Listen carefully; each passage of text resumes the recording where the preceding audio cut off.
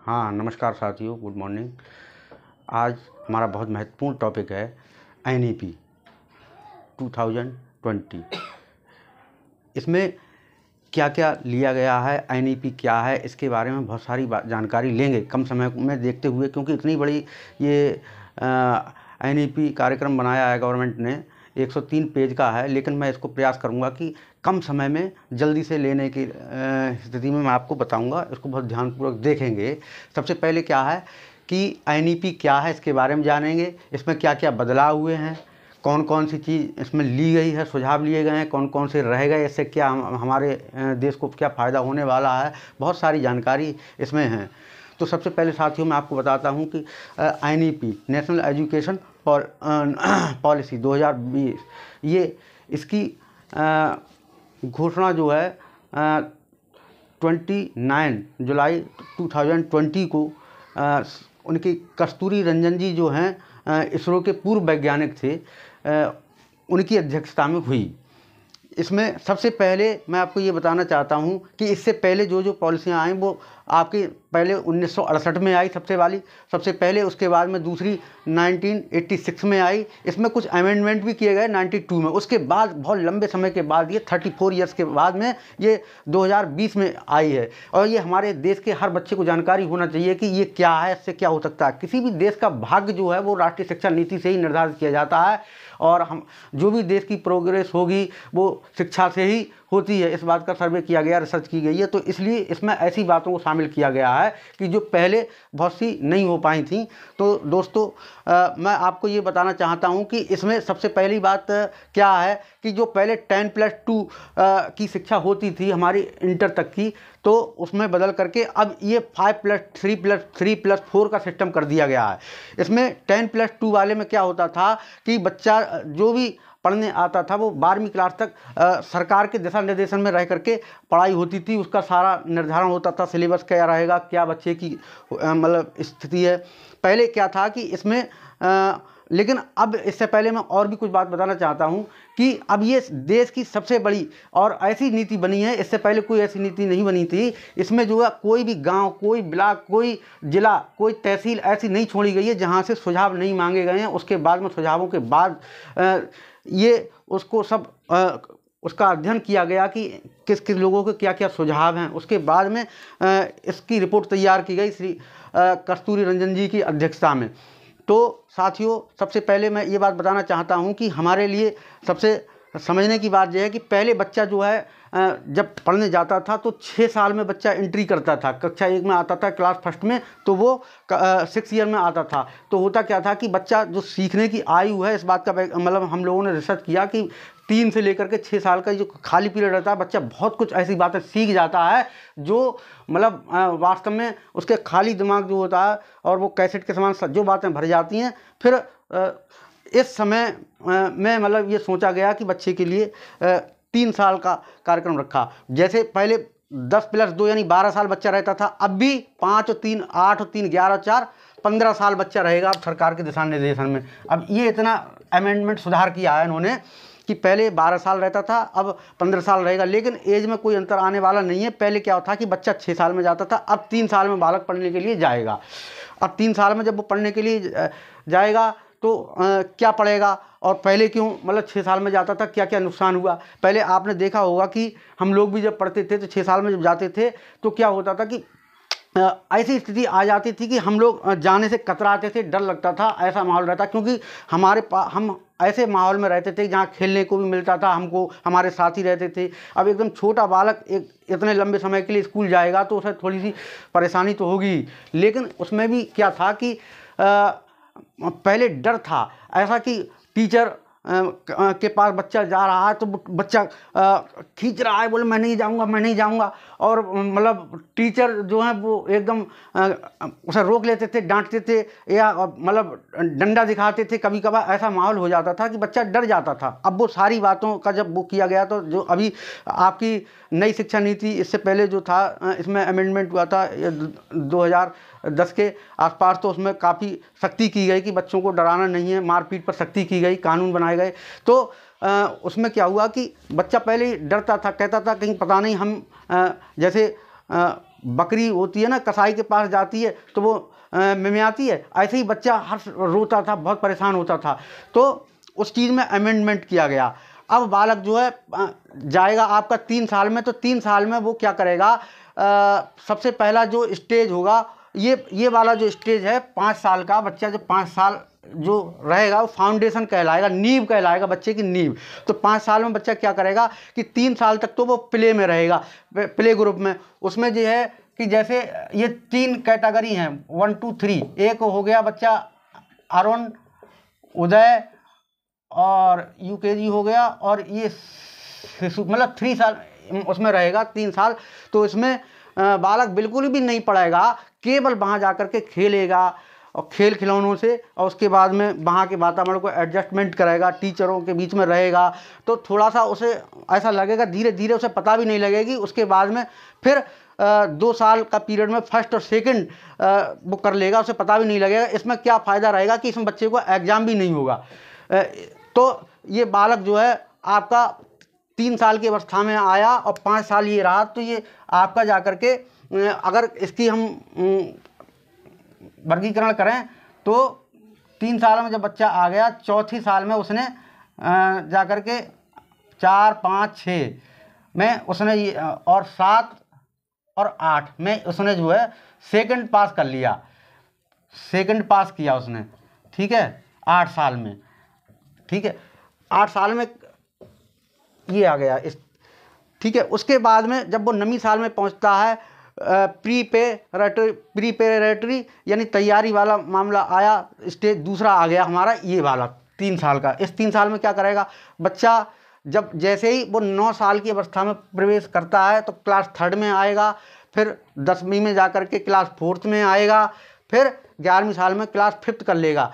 तो इसमें एक बात का और मतलब अमेंडमेंट किया गया है कि अब कोई बाध्यता नहीं है कि बच्चा इंग्लिश मीडियम में पढ़े। अब जो है मदर उसकी लैंग्वेज प्लस नेशनल लैंग्वेज इनमें से ये रहेगी उसकी।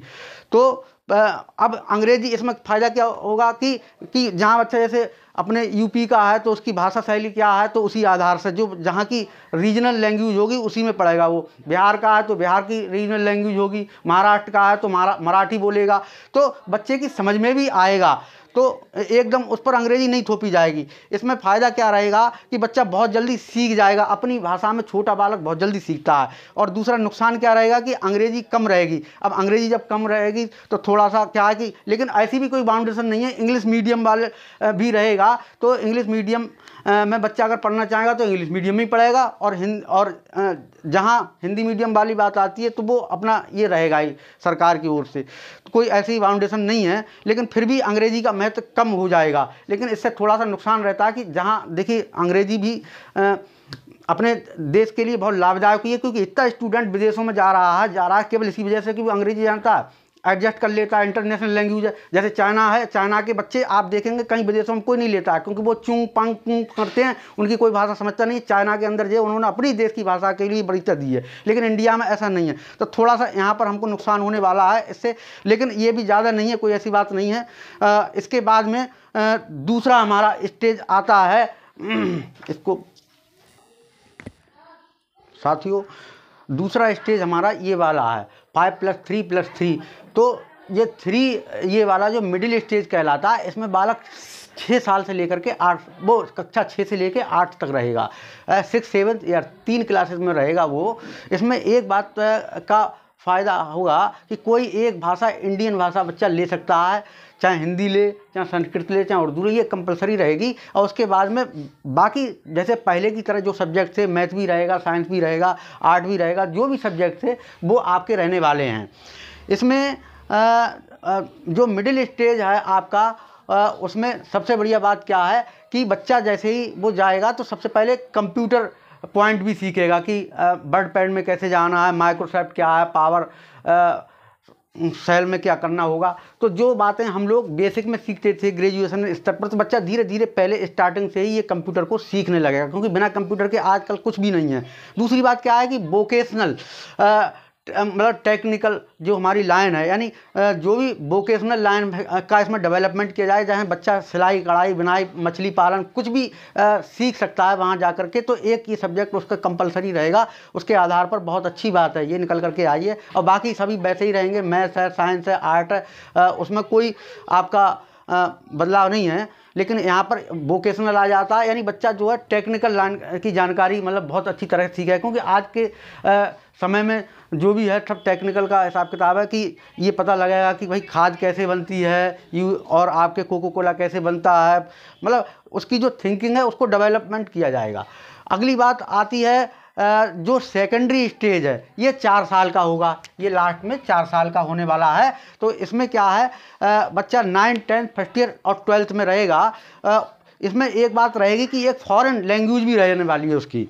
इसमें आपका एग्ज़ाम जो है, पहले क्या होता था कि साल में होता था एक बार, अब साल में 2 बार एग्ज़ाम होगा, सेमेस्टर वाइज कर दिया गया है 9 से लेकर के और आगे तक का जो भी है। और इसमें एक बात और भी है कि कोई भी विषय बच्चा पढ़ सकता है, आर्ट वाला साइंस, साइंस वाला आर्ट, ऐसी कोई बाउंडेशन नहीं रहेगी, यानी कि यहाँ पर कोई भी स्ट्रीम नहीं रहेगी। ये बहुत अच्छी बात हो गई है कि पहले ये कहते थे कि 9th और 10th में बच्चों के कॉमन सब्जेक्ट होते थे कि कला वाला बच्चा ये नहीं पढ़ सकता, वो नहीं पढ़ सकता है। फर्स्ट ईयर में और सेकंड ईयर में मतलब ये होता था कि जाकर के सब्जेक्ट का बदलाव होता था।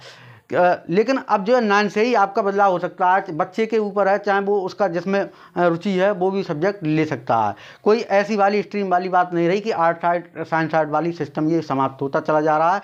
और इसके बाद में इसमें बहुत सारे फ़ायदे भी हैं आपको। जैसे आपने देखा कि बच्चा पढ़ने में भी होशियार होगा, कम समय में स्कूल में आना सीख जाएगा, एग्ज़ाम उसका फाउंडेशन नींव पर नहीं होने वाला है। और यहाँ पर वोकेशनल भी सिस्टम आ गया, फॉरेन लैंग्वेज भी एक मिल रही है आपके लिए। यहाँ सेकेंडरी स्टेज पर, यहाँ मिडिल स्टेज पर आपको एक हिंदी इंडियन लैंग्वेज का भी डेवलपमेंट हो रहा है। तो साथियों, मतलब ये जो हमारी सेकेंडरी स्टेज तक की बातें थी वो मैंने अभी आपको बताया। अगला पॉइंट आप बताता हूँ साथियों। जब आपका 12th तक बच्चा पास करके निकल जाता है, 12th तक सरकार का दबाव रहता है, सरकार के दिशा निर्देशन करता है। उसके बाद में जब बच्चा ग्रेजुएशन में पहुंच जाता है तो जा कर के फिर क्या होता है, कभी आपने ये नहीं देखा होगा कि जब बच्चे की मार्कशीट निकल के आती है, जैसे पहले लिखा होता है इंटर तक यूपी बोर्ड या बिहार बोर्ड, एमपी बोर्ड, लेकिन कभी डिग्री वाले में लिखा होता है यूनिवर्सिटी लिखा होता है। तो यूनिवर्सिटियां अपनी अलग अलग होती हैं, सबकी अपना अलग सिस्टम होता है। तो आप ये देखिए, अब बात आती है ग्रेजुएशन लेवल की। तो ग्रेजुएशन लेवल अब आपका क्या है कि ग्रेजुएशन लेवल आपका ये 4 साल का कर दिया जाएगा इसमें। और इसमें आप ये देखिएगा कि ये वाला बीए, बीएससी, बीकॉम सिस्टम समाप्त कर दिया जाएगा। केवल बच्चा ग्रेजुएट कहलाएगा। अगर उसने 1 साल पढ़ाई की है तो 1 साल का सर्टिफिकेट मिलेगा, तो ग्रेजुएट या सर्टिफिकेट के नाम से डिग्री मिल जाएगी। ग्रेजुएट तो सर्टिफिकेट का मतलब हो जाए 1 साल बच्चे ने किया। अब बच्चे ने 2 साल का अगर ग्रेजुएशन किया है तो उसमें ग्रेजुएशन डिप्लोमा उसका सर्टिफिकेट मिलेगा। 3 साल का बच्चा कर रहा है तो डिग्री मिल जाएगी, ग्रेजुएशन डिग्री। उसमें क्या फ़ायदा होगा, बच्चा जॉब और कंपटीशन में जा सकेगा। उसमें ये जरूरी नहीं है कि 4 साल का वो करे तभी जाएगा। जैसे अभी होता था कि बच्चा जब तक 3 साल नहीं कर लेता था तो वो ग्रेजुएट नहीं कहलाता था। लेकिन अगर बच्चे ने यहाँ चाहे 1 साल की तो भी वो ग्रेजुएशन सर्टिफिकेट या ग्रेजुएशन डिप्लोमा या ग्रेजुएशन डिप्ली ये इस टाइप की कैटेगरी में आता रहेगा। चौथा साल उसका जो होगा रिसर्च का होगा। उसमें क्या है कि बच्चा रिसर्च करेगा तो ये पूरा ग्रेजुएशन उसका माना जाएगा। और उसके बाद इसमें अगली बात आती पोस्ट ग्रेजुएशन की। पोस्ट ग्रेजुएशन 1 साल का भी होगा, 2 साल का भी होगा। जो लोग 3 साल का जिन्होंने पोस्ट ग्रेजुएशन किया, फर्ज कीजिए, और वो जो सोचें कि मुझे 1 साल करना पड़ा, नहीं, उनके लिए 2 साल, यानी ग्रेजुएशन और पोस्ट ग्रेजुएशन दोनों मिला करके आपके 5 साल के ही रहे, जैसे अभी है सिस्टम जो चल रहा है। तो अगर इसमें भी ये है कि एमएससी, एमकॉम, एमए वगैरह ये ऐसा कुछ नहीं कहा जाएगा कि बच्चा पोस्ट ग्रेजुएशन कहलाएगा। जो 3 साल का ग्रेजुएशन करेगा वो 2 साल का पोस्ट ग्रेजुएशन। ये आपको मैंने बता ही दिया। 4 साल वाला ये हो गया, 1 साल वाला हो जाएगा। सभी की फीस एक जैसी रहेगी। ऐसा नहीं है कि कहीं कोई यूनिवर्सिटी प्राइवेट बच्चा कर रहा है तो मनमानी करें। और इसमें एक बात और हो गई है कि एमफिल की डिग्री समाप्त कर दी गई है और पीएचडी, डॉक्टर ऑफ फिलॉसफी, ये आपका 4 साल का ही रहेगा जैसे आज के समय में चल रहा है। तो साथियों, ये ग्रेजुएशन लेवल की मैंने आपको बात बताई। इसमें ही बहुत सारे फ़ायदा होने वाला है। और इसमें जो भी सिस्टम होगा वो और मैं आगे बताता हूँ। देखिए, अभी आपका जो डिग्री स्तर का मामला चल रहा है, ग्रेजुएशन लेवल में या पोस्ट ग्रेजुएशन में, फिर क्या है, मेन बात हमारा चौथा पॉइंट निकल के आता है रिजल्ट। पहले क्या होता था कि मार्क्स पर ही डिपेंड होते थे, नंबर ही मिलते थे। अब इसका सिस्टम ये कर दिया गया है इसमें कि मार्क्स तो रहेंगे ही, लेकिन इसमें सेल्फ असेसमेंट भी होगा। बच्चा अपना आत्म अवलोकन करेगा, वो अपने आप देखेगा, तो उसमें भी उसके विषय रहेंगे। पूछा जाएगा कि आपको कितना अपने ऊपर विश्वास है, कॉन्फिडेंस कितना है, आप कितना टाइम टेबल फॉलो करते हैं, आपकी क्या लायबिलिटीज़ हैं, आप क्या डेवलपमेंट कर सकते हो, क्या आपके स्किल्स हैं। तो इन सब को देख करके बच्चे को भी लगेगा कि मेरे अंदर कुछ टैलेंट होना चाहिए। उसके बाद में उसके फ्रेंड जो वहाँ रहता है, मतलब बच्चा विद्यालय में क्लास में, तो वो भी मतलब नंबर देंगे हर बच्चे को कि कैसा क्या है, कितना नंबर लायक है ये। तो उस हिसाब से उसकी ये मतलब एक फ्रेंडशिप करने की भी पद्धति का विकास होगा। फिर टीचर लोग भी उसके लिए देखेंगे, अवलोकन करेंगे कि इस बच्चे किस लेवल का है। तो कहीं एक चीज़ पर डिपेंड नहीं रहा कि मार्क बच्चे के ज़्यादा आ जाते हैं, बच्चे में कुछ ही नहीं दम, तो भी बेकार है। फिर अगली बात क्या आती है कि फॉरेन यूनिवर्सिटी। अब यहाँ पे टॉप 50 यूनिवर्सिटी की जो ब्रांचें हैं विदेशों की, जैसे ऑक्सफोर्ड वगैरह है, तो ये ऐसी यूनिवर्सिटी यहाँ इंडिया में मतलब उनकी ब्रांचें आ जाएंगी। तो उनसे फिर क्या होगा, मतलब यहाँ का बच्चा बाहर भागता है, वो एक सिस्टम थोड़ा कम होगा।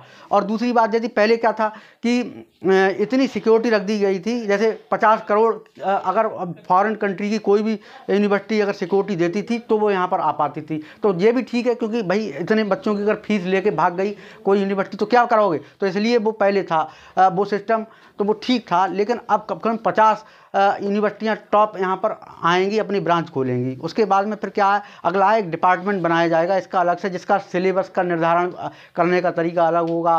टीचर कौन कौन से मतलब किस हिसाब के रखे जाएंगे, भर्ती होगी, उनकी सैलरी क्या होगी, स्कॉलरशिप का सारा प्रोविज़न वो एक डिपार्टमेंट के तहत किया जाएगा। फिर टीचर्स की ट्रेनिंग भी अब 4 साल की जो डिग्री कर दी जाएगी, जो भी है जैसे बीएड वगैरह है। और अब इसमें सबसे बड़ी बात क्या है कि एक चीज़ और होनी चाहिए थी, जैसे आज के दौर में बहुत से टीचर, एक टीचर ही ऐसा है जो जिसे कोई नॉलेज नहीं है, उसे भी पूरी सैलरी मिल रही है और टीचर भी कहलाता है। कोई समाज में गड़बड़ कर देता है तो भी बदनामी होती है। तो लेकिन टीचर्स के लिए संस्कार होना चाहिए। टीचर्स के लिए ये एक चीज़ का होना चाहिए था कि टीचर्स का कोड बनाया जाता, ड्रेस कोड, उसका भी एक ड्रेस कोड होना चाहिए। पता लगी टीचर अनावश्यक मतलब बेस में आ जाते हैं तो उससे भी थोड़ा सा, क्योंकि एक साधारण बेस में ही जाना चाहिए, क्योंकि बच्चे हमारे यहाँ पढ़ने आते हैं, तो कोई अमीर है कोई गरीब है, तो ऐसे मतलब ज़्यादा महंगे अगर कपड़ा टीचर पहनेगा तो उससे भी एक अच्छी छवि नहीं जाएगी। फिर उसके बाद दूसरी बात क्या है कि ग्रेड होना चाहिए टीचर का, भाई टीचर क्या जानता है नहीं जानता है, तो ये ग्रेडिंग सिस्टम बच्चे करें। तो ये रिक्वायरमेंट चीज़ें ये छूट रही हैं, अगर इनको भी शामिल कर लिया जाए तो बहुत अच्छा रहेगा।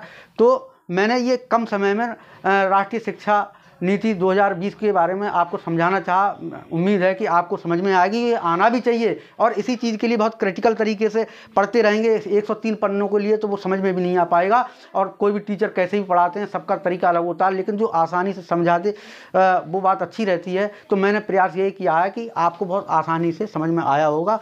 और इसी के साथ मैं अपनी बात समाप्त करता हूँ। थैंक यू, धन्यवाद।